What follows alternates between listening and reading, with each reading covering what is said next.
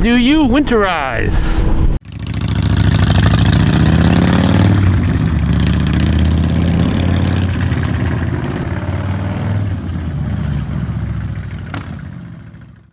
Welcome back, Anonymous back at USA. Consider subscribing, hit that thumbs up. Alright, today's topic. Now that it's getting in the fall in the lower 48 United States, are you someone that winterizes your bike, and what does that mean for you? So our friends over in the other hemisphere, the people that watch from Australia and New Zealand, they're getting ready for long summer rides right about now. They can't wait for the temperatures to start warming up so they can take some epic adventures for themselves. But for those of us down in the lower 48, our friends up in Canada, especially Western Canada, Alberta, where it gets brutally cold, they're coming to the end of their riding season.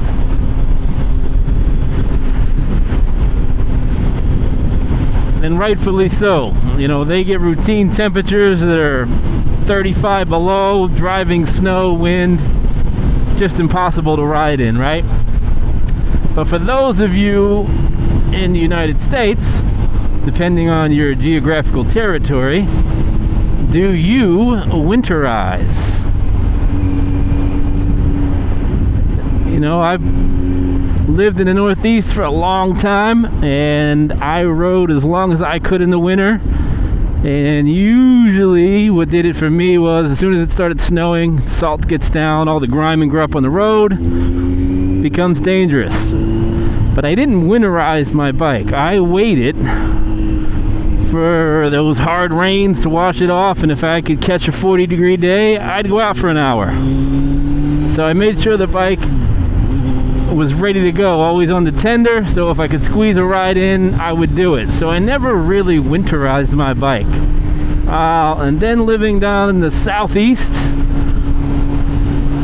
certain states, I mean, you could ride year-round easy, right? Florida, Texas, Louisiana, Mississippi, pretty simple. Where I'm at now, way up northeast Georgia, can you ride year-round? Absolutely. Does it get cold? Absolutely. There are times, January, February, it'll be in the 20s and 30s. So all I do is just adjust my riding schedule. Instead of heading up north where I like to ride the most, I get up into those mountain areas. I can leave my house and it's 40. I can get up there and it's 20 with some snow. So I just head south, take rides that way.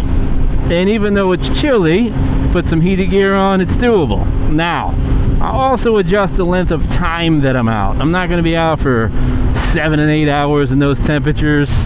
It's just not as enjoyable, because even with heated gear on, you start getting cold. So I'll just shorten up the ride, you know, maybe 3 hours and under, and serves the purpose. So for you who do winterize your bike, what is your definition? Some people will just put it in the garage, throw a cover on it, throw it on a tender, and to them that's winterized. Some people drain all the fluids, put some seafoam in, put it up on the stand, center stand if you have one. Some of them put it up on the bike jack, get it off the floor, and they just shut it down completely. So if you do catch a day where it's nice, I mean, you can't even ride it because no fluids, and I mean, you got to prep it, right? Now, if you're in Canada doing that, I get that, because chances of you being able to ride and get a nice day is very, very infrequent. But if you're in, anywhere in the United States, I know the Northeast can have some brutal winters, but you can always squeeze in some days where you'll get a nice sunny 40-degree day and the roads are clear and it rained. So in that sense, you know, why not just maybe a cover and a battery tender? Or are you just adamant that, hey, I don't ride in the winter, and that's fine. You know, I cut it off at this date, service the bike, winterize it, whatever it is, end of story. Let me know in the comments below your method and definition of winterizing, what part or geographical area you're watching from. If you ride year-round, if you do, great. If you don't, why not? What's the weather like? It's all about road conditions for me. If they're good, I'll go.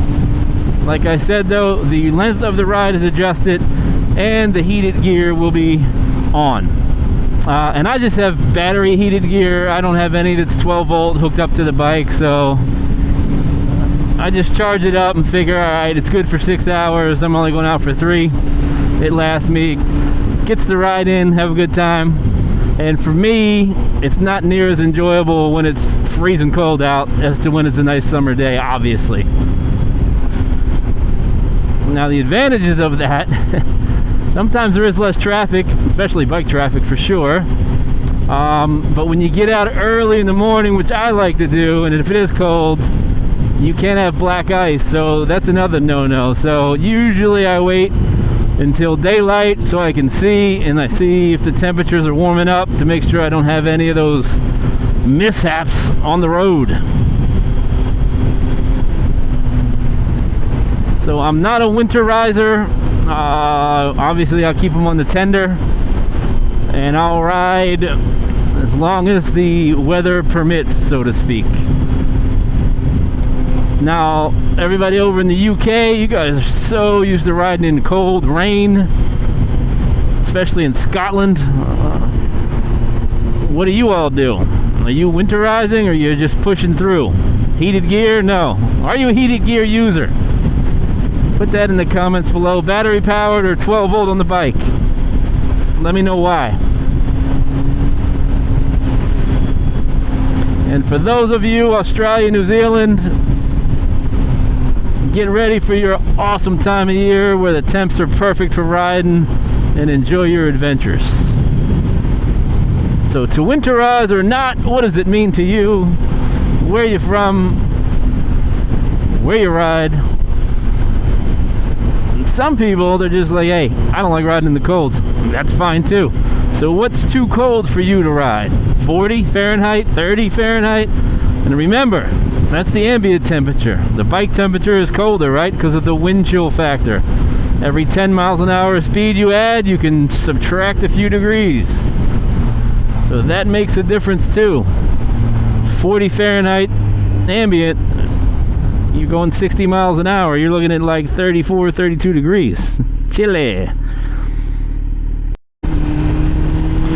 You know, the other thing that makes a difference is the type of bike you ride. So now I'm on the Z900, right? Sport Naked, 0 wind protection. So this in the winter, I'm taking all that cold air, blasted in the face and the chest and the neck. So even with heated gear, you're going to start feeling that after a while. It could take the sting out, but it's still chilly.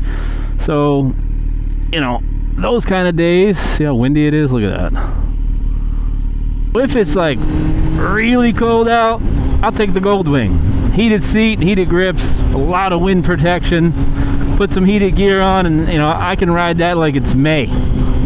The weather, I mean, it's, what a difference. That wind protection is massive on cold days. So the kind of bike matters too. So leave that in the comments below. And if you're like the extreme winterizer, emptying all the fluids, getting it up on the center stand or a bike jack, let me know why you do that. Especially, I mean, it's indicative to where you live. Like I said, if you're in Western Alberta, I get it. Or you're in Minnesota, I get it.